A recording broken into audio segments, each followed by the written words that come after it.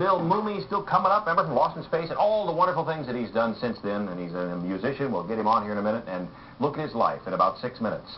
But right now, thank you, Scooter. Joining us is a man who knows enough weird things to give me nightmares the rest of my life. Ladies and gentlemen, from beyond the other dominion, Dr. Franklin Ruehl, Jr.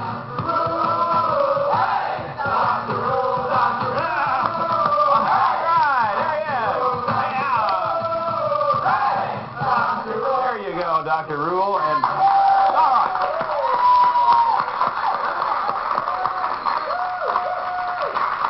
I must apologize, Dr. Ruehl. Our segment producers are big hockey fans, and that's the way they bring them on, and they said, I like that. You like that? Yes, indeed. I should use it for my own show. Yeah. Well, I know you do a show out here in the area on cable and things where you talk about all kinds of bizarre things that are kind of mind-blowing. That's right. Well, I have one right here. You believe there's proof that ETs exist in the Santa Monica Bay? Yes, indeed. No doubt about it. Well, how do you know? Well, first of all, when I refer to ETs, I'm talking about dollar-sized orange clams that are existent in the Santa Monica Bay. Now, they are feasting, Dick, on inorganic, poisonous cyanide. Now, that would kill most entities on our planet, but they thrive on it. And that's important because it shows that ETs on other planets could subsist where we think the planet appears to be inhospitable. Even if it has inorganic compounds, even if it has a poison like cyanide, some type of biogenic organism could exist elsewhere. So no planet can be ruled out as a potential life bearer. And the ETs of Santa Monica Bay, these little clams, are just proof that life could exist in virtually any environment that you can think of. So skeptics who rule out one planet after another, I think, are incorrect in saying that life can exist in certain environments. Well, now, if there are clams in Santa Monica Bay, who else is living among us on Earth here? Well, we have, just as an example, off the coast of Washington, 5-foot-long red-headed worms that are living at 600 degrees Fahrenheit near underwater volcanic vents. That's enough to burn you, I'm sure, 600 degrees Fahrenheit. And they're feasting off of hydrogen sulfide. Again, another poisonous component that would kill most life forms on our planet. But they're existing on them. Now, that's important because no matter where you look, life may exist. Now, we won't find necessarily 5-foot-long red-headed worms on other planets or orange clams, but some form of life should exist everywhere. Why are they redheads, do you think? Well, I'm not sure, and maybe they got burned down there at that 600 degree Fahrenheit. Bizarre stuff. Yeah, I was hoping to bring one for you, but I couldn't keep them alive. Yeah, I imagine so. What is this in your lap? Well, let me show it to you. That is the mysterious face of Mars. If you wanted just one piece of evidence, Dick, that the universe is teeming with life, I would point to the face of Mars. Now, for all intents and purposes, that is... See if I can point with a pencil. Okay, very good. Yes, that appears to be a humanoid face. Now, how do we know this isn't just like a stone formation with a shadow on it? Okay, now that's a very good question. That's what some of the skeptics are saying. Yeah. But 2 aerospace scientists analyzed that by computer a few years ago and found that the face is inherently different from the surrounding terrain. And just about 6 months ago, in the prestigious journal Applied Optics, another scientist analyzed it by computer and found that from every conceivable viewing angle, the face of Mars retains its integrity. In other words, it's not an optical illusion. It's not just a rock formation. Who built this? Well, that's the question. Apparently, intelligent aliens.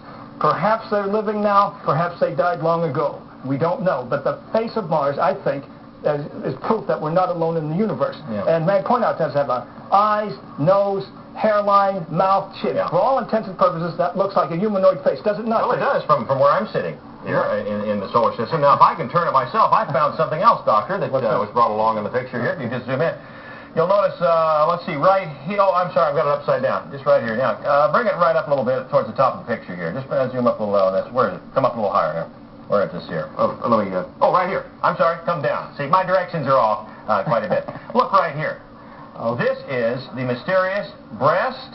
No, I don't want to see that person. Come back here now. This is the mysterious breast and torso of Venetian. See that? The hips and the breast right there? What do you think? Well, I don't think it's quite Not quite impressive as the face of Mars.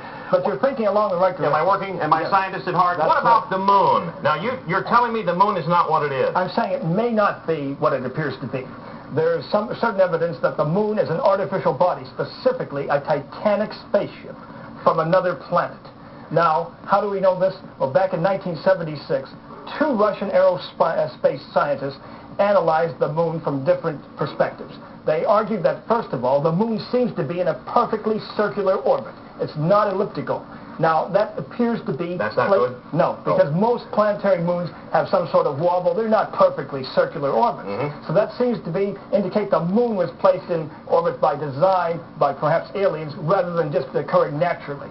Then they also looked at the lunar data from the Russian lunar vehicle, a Land Rover, that found that the mass of the moon is concentrated in an outer shell surrounding a hollow center. And hollow-centered bodies, Dicks, aren't found in nature normally.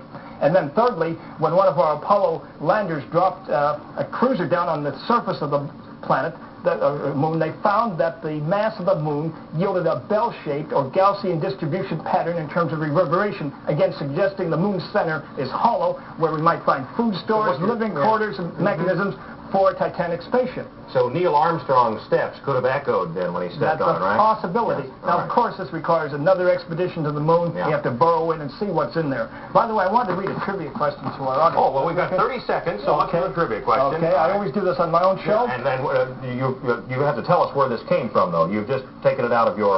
Oh, well, let me... I'm just extricated from my paper prison here. All right, good. Go ahead. That's what I always say.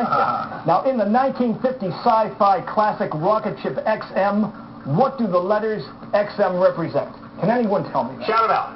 Don't be shy, just shout it out. Take a guess if you don't know. The prize today, by the way, is one pat on the back, which you have to administer to yourself if you have the correct answer. Doc, it looks like the face on Mars. Okay, you better tell us. Okay, XM stands for Expedition Moon. However, interestingly, the rocket ship actually was diverted mysteriously to the planet Mars, where we learned that our destiny is in danger. All right, so Dr. Frank Ruehl Jr., thank you for being on Camp Midnight. And Bite and sign a cup for us. Would you do that? Sure. All right, we'll see you on the moon. Inside the moon.